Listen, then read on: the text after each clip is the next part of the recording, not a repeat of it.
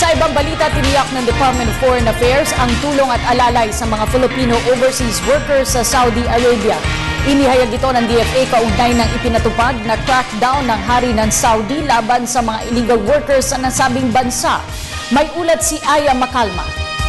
Umaasa ang ating pamahalaan na matatanggal ang lahat ng multang posibleng ipataw sa bawat overseas Filipino worker o OFW na illegal na nagtatrabaho sa Saudi Arabia, partikular na ang may mga kaso. What we are doing now is to hasten this process of getting exit visas, and we are also negotiating with the Saudi government officials to waive some of these requirements.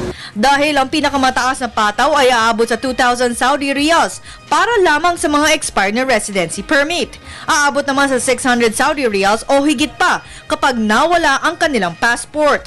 Kaya naman nakikipagpulong sa mga opisyal ng gobyerno sa Saudi ang ating konsulado upang maaprubahan ang ating hiling. Dahil aminado ang Department of Foreign Affairs na mahaba at matagal ang buong proseso sa pag-aasikaso ng bawat kaso ng isang OFW. Ayon kay Assistant Secretary Raul Hernandez, ang importante ay dapat magkaroon ng no objection certificate ang bawat OFW upang mapabilis ang pagbibigay ng kanilang exit visa. Most of the 1,000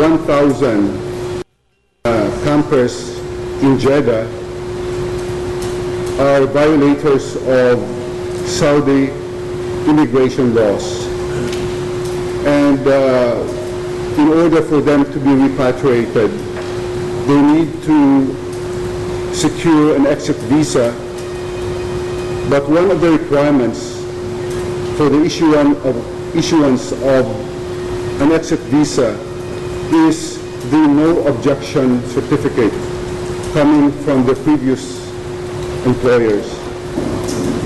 Gayunman, hindi pababayaan ng ating pamahalaan ang lahat ng Pilipinong na nasa Saudi Arabia. Katunayan, binibigyan ng ating embahada ng pagkain at tubig ang higit kumulang 1,000 Pilipino na nasa labas ng embahada sa Jeddah. Kaya payo ng DFA sa mga nagnanais na magtrabaho sa ibang bansa na sundin ang tama at legal na proseso upang maiwasan ang ganitong insidente. They have to be responsible for their actions.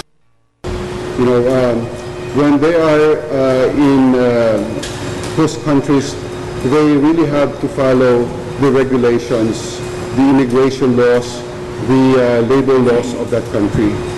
Kamakailan lang ay naglabas ng 3 buwang palugid ang hari ng Saudi Arabia sa lahat ng mga illegal na nagtatrabaho.